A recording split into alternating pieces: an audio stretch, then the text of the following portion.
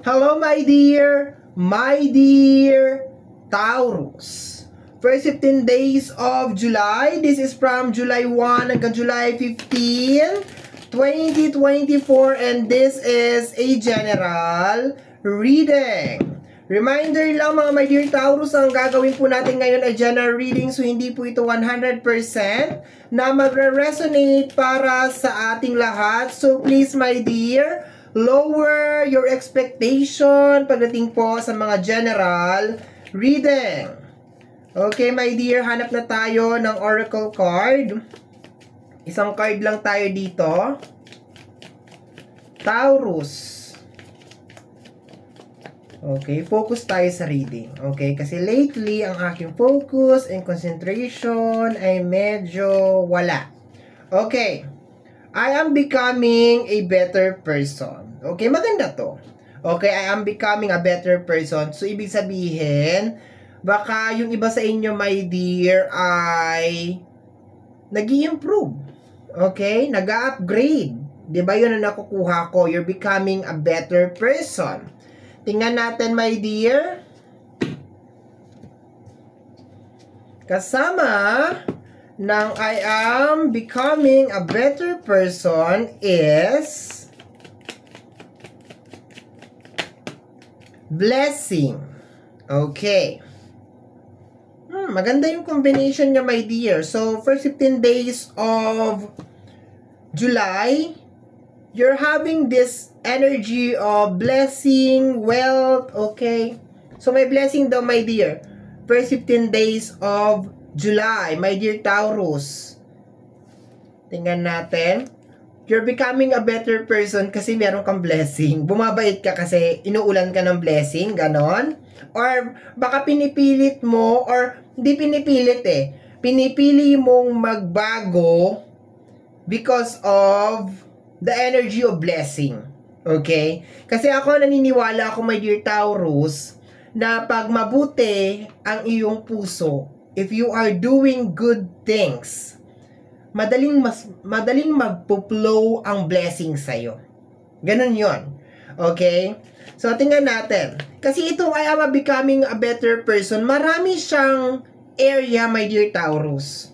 Posible, my dear, na acceptance. Baka first 15 days of July, ina-accept mo yung mga fault mo, yung mga pagkakamali mo sa buhay.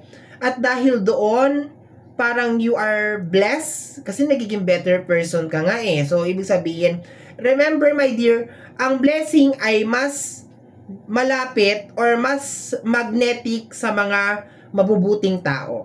Okay? Kaya siguro inuulang ka ng blessing because mas pinipili mo maging mabuti. Okay? So, tingnan natin, my dear. Kasama ng ating blessing.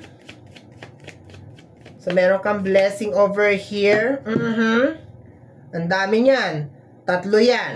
Okay, pero babasahin natin. Dapat for oracle card lang tayo. 4 na oracle card. Kaso, nagsama-sama tong 3 na to. Okay? We have here the energy of marionette, dictatorship, domination, okay? Ano to? Parang controlling na energy, okay? So, medyo blanco pa yung energy dito. Hindi ko alam kung somebody is controlling you or ikaw ay nagiging controlling. Pero, hindi ko siya ano, my dear, na ikaw yung controlling kasi you're becoming a better person. So, kung controlling ka controlling ka, kung ikaw yung nagbibigay ng energy ng marionette, ibig sabihin, hindi ka becoming a better person. So, there's a tendency na baka somebody is controlling you. Okay? Self-love. Okay? Self-love. Okay? So, more on self, my dear, nakukuha ko dito. And, compromise. Okay? Compromise is more on agreement. Kasunduan. Okay? So, my dear, ganito yon. Nagpapakabuti ka. Dito lang sa oracle card, nagpapakabuti ka as much as possible. Nagpapakabait ka, inuulang ka ng blessing, pero sa energy ng marionette, merong tao na ginugulo ka. Okay? So, parang ang nangyayari dito, my dear, is parang ito kasing energy ng self-love, ikaw to eh. Parang gusto mong bigyan ng attention mo na yung sarili mo. Parang gusto mo munang i-priority yung sarili mo. Pero sa energy ng marionette, parang ayaw kanya na gawin mo to. Parang ayaw, parang meron hindi natutuwa, my dear, na nagiging mabait ka, na nagiging mabuti ka, na nagpo-focus ka sa sarili mo, na mas minamahal mo yung sarili mo ngayon. Yun yung energy. So, dito sa energy ng compromise, parang agreement. Okay? Parang agreement. O sige ha, hindi mo na ako magpo-focus sa'yo. 100%. So, Lunes ka, Martes naman. Kasi kailangan, this energy, my dear Taurus, is more on you. This is more on your love. Self-love. Okay? So, clarify ko na nga. Nahirapan ako mag-explain. Okay. Let's go tayo, my dear Taurus. Sabi ko sa'yo, yung energy ko is nagbabakasyon. Okay, tingnan natin, my dear, clarify natin to. Tapos meron pang, actually, itong compromise, parang bonus card na lang tong compromise na to eh. Parang kailangan ninyo magkasundo. Ang original na kasali talaga sa reading is itong, I am becoming a better person, blessing, marionette, at saka self-love. So, dito sa apat na card na to, kasi that is the original card lang nakasali dito, I can feel that you are becoming person, nagpo-focus ka sa sarili mo, gumagawa ka ng mabuti, nang dahil dun inuulan ka ng maraming blessing, pero meron mga tao na dinidistract ka. Ngayon, itong energy ng compromise, this is more on agreement. No? This is more on agreement. Parang kailangan magkasundo kayo nitong tao na to. Kasi hindi ibig sabihin all the time nasa kanya ka. Parang ganun na nakukuha ko. Okay, let's go tayo, my dear Taurus. Pinagulo nung compromise na energy, yung reading. Okay, what is this? The Two of Cups. Okay? May manggugulo nga talaga, my dear. May papasok sa nananahimik mong buhay. Posibleng idaan niya to sa pamamagitan ng pagmamahal. Okay? Posibleng ligawan ka or something. Yun ang nakukuha ko. Okay? We have here the energy of the Hermit. Posibleng galing sa nakaraan. Energy ng past person to. Manggugulo, my dear. Parang sinasabi kasi dito sa taas, okay ka na eh. You are blessed, nakakaahon ka na, gumaganda na yung buhay mo, kontrolado mo na lahat. Tapos, itong energy ng compromise, baka babalik to sa'yo, my dear, para makipagbate. Kunwari, no? So, galing siya sa nakaraan, galing siya sa past, my dear. Babalik siya sa buhay mo. And it's, ayoko magsalita. Chariot, okay? Chariot, parating na to. Posibleng bago sumampa ang July, paparamdam tong person na to. Posibleng through message. Okay, posibleng mag-message sa'yo. Yun na nakukuha ko, my dear. May controlling siya na energy. Energy ng past, my dear. Okay, tingnan natin. Parang gusto niya mag-sorry. Parang gusto niya mag-apology. The Seven of Pentacles. Magaling makaamoy ito, my dear. Alam niya may pera ka. Okay. Posibleng ini-stalk ka rin nito, my dear, sa mga social media platform. So, bawas-bawas ng kapopost.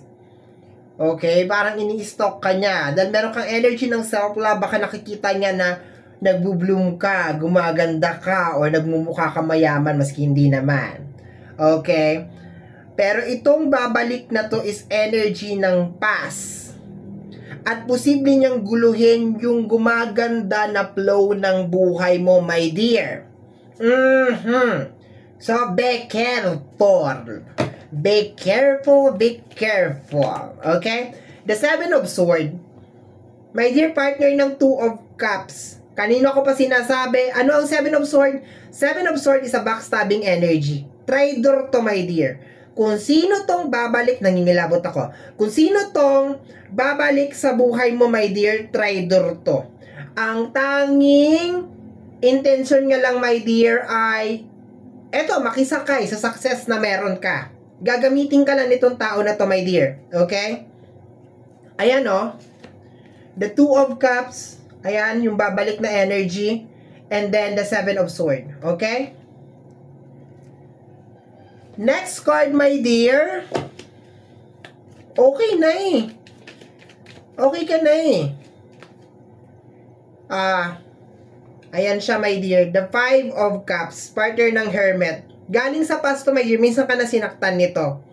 Okay? Ulitin ko, my dear. Pag sinaktan ka ng isang beses, huwag mo na pabalikin. Okay? Okay ka na eh. Naka-move on ka na dito sa taas. Okay na. You're becoming a better person. Baka naiintindihan mo na ngayon kung bakit kayo pinagtagpo ng panahon. Bakit kayo pinagtagpo pero di tinadhana. Naintindihan mo na eh.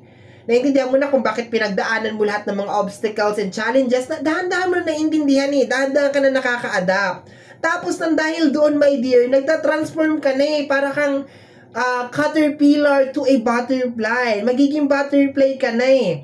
Ngayon, dahil nakikita nyo yung transformation mo, na lahat ng obstacle, lahat ng mga pagsubok, lahat ng mga unos at bagyo na overcome mo, ngayon babalik siya. Ini-stock ka nitong taong to, my dear. Posibleng hindi ito tumigil ng kai-stock sa'yo.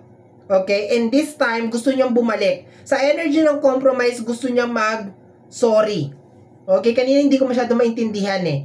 Sabi ko na kailangan pa ng additional cards para mas maintindihan ko talaga siya. Next card, my dear. Last two cards, my dear. Taurus.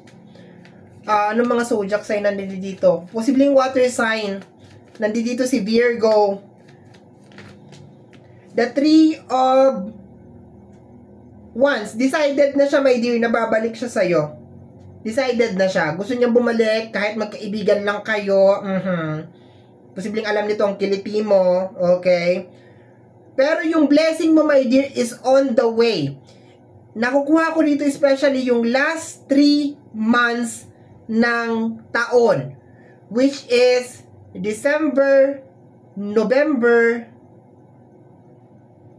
and October. October, November, and December. Yan yung mga buwan, my dear, na namamayagpag ka. Pero bago ka makatungtong dun, my dear, kailangan mapaglabanan mo muna to.